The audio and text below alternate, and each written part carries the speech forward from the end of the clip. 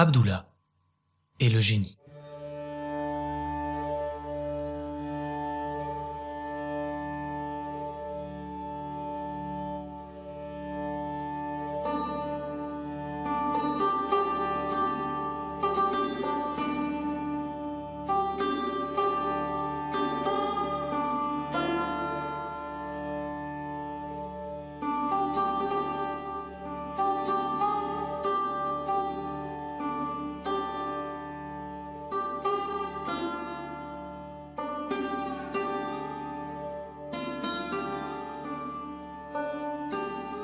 Très loin d'ici, en Arabie, vivait un pauvre pêcheur nommé Abdullah.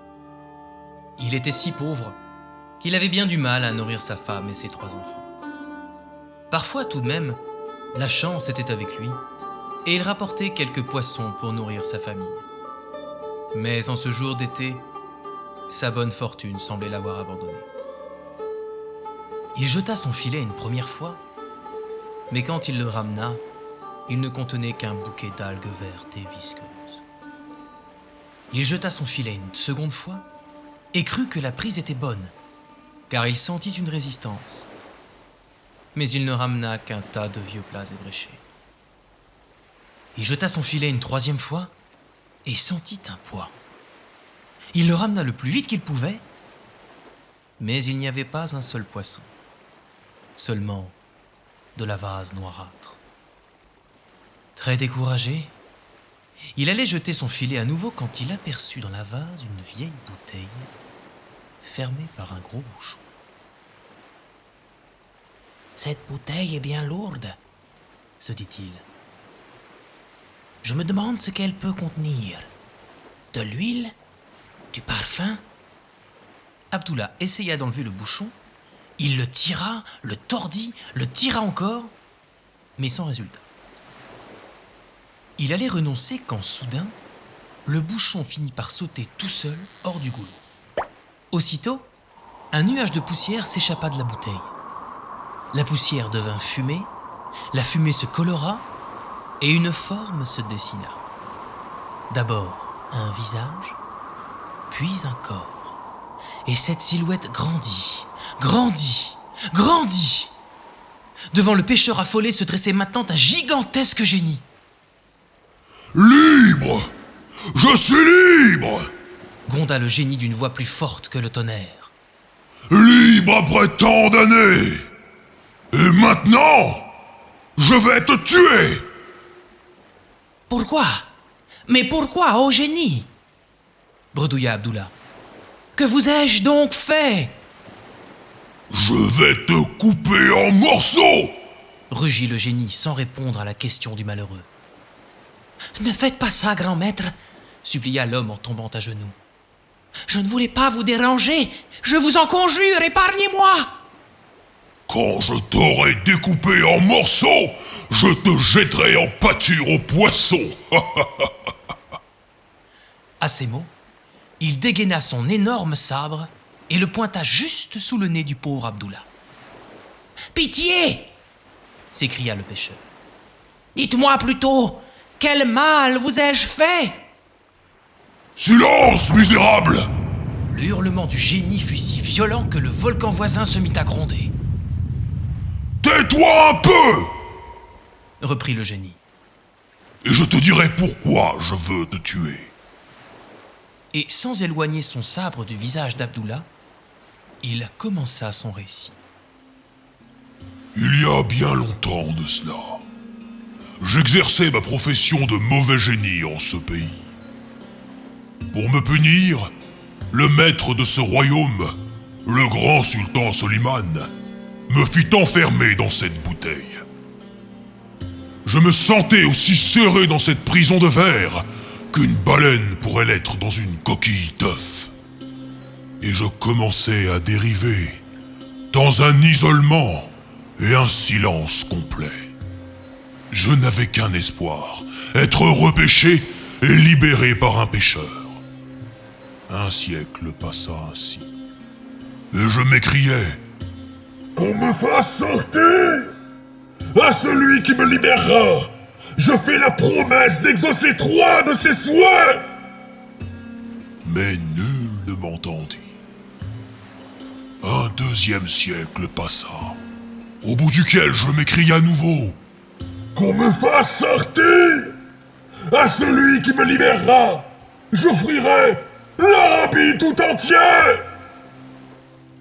Mais nul ne m'entendit, et nul ne me fit sortir. Un troisième siècle s'écoula. La haine avait alors envahi mon cœur, et je m'écriai « Si jamais quelqu'un me libère de cette satanée bouteille, je le tuerai !» Mais Abdullah l'interrompit. « Pourquoi cette colère? Après tout, votre seul ennemi était le sultan Soliman, et il est mort il y a environ 3 siècles. » 3 siècles? Justement! 3 siècles que je moisis dans cette bouteille. N'y a-t-il pas de quoi enrager et détester tous les hommes? Le génie poussa alors un cri horrible et leva son sabre. Il baissa les yeux vers Abdullah afin de se réjouir une dernière fois de son regard terrifié. Mais loin de paraître terrifié, Abdullah arborait un large sourire. « Assez plaisanté, cher génie, » lança-t-il calmement. « Arrêtez un peu de vous moquer de moi et racontez-moi d'où vous venez vraiment. » « Quoi ?» vociféra le génie, outré. « Espèce de petit ver de terre! Espèce de limace! Parler ainsi à moi! Prépare-toi à mourir !» Et encore une fois, il leva son sabre. « Oh, ça va !» reprit Abdullah. « Vous vous amusez avec votre sabre. Bon, mais ne me faites pas croire que vous êtes sorti de cette minuscule bouteille. » « Quoi? Espèce de petite fourmi! Je te dis que je suis sorti de cette bouteille! Et puis, assez parlé, je vais te tuer. » Mon pauvre génie, ricana Abdullah. On ne vous a pas appris qu'il ne fallait pas raconter de mensonges, surtout d'aussi gros mensonges. Moi, je vois la taille de cette bouteille et je vois la vôtre. Même moi qui suis très petit, je ne pourrais pas passer mon pied dans le goulot. Tu n'es qu'un cafard! D'ailleurs, je n'ai rien à t'expliquer. Je viens de cette bouteille. Un point, c'est tout. Alors prouvez-le. Le génie était vert de rage.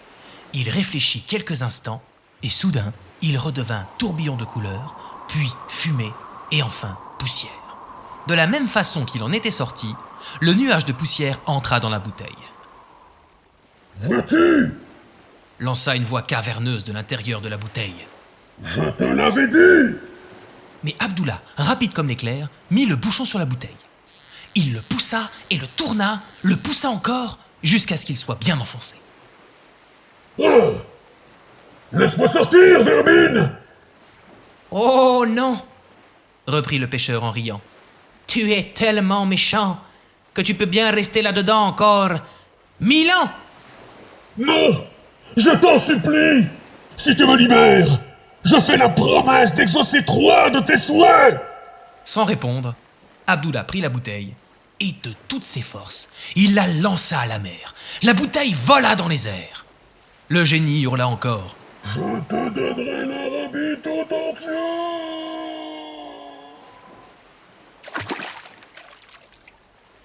La bouteille tomba dans la mer et l'on n'entendit plus les cris du génie. Mais avant d'aller lancer son filet plus loin, Abdullah planta un écriteau sur lequel il avait écrit « Ne pas pêcher ici. Le mauvais génie de la bouteille rôde dans ses eaux. »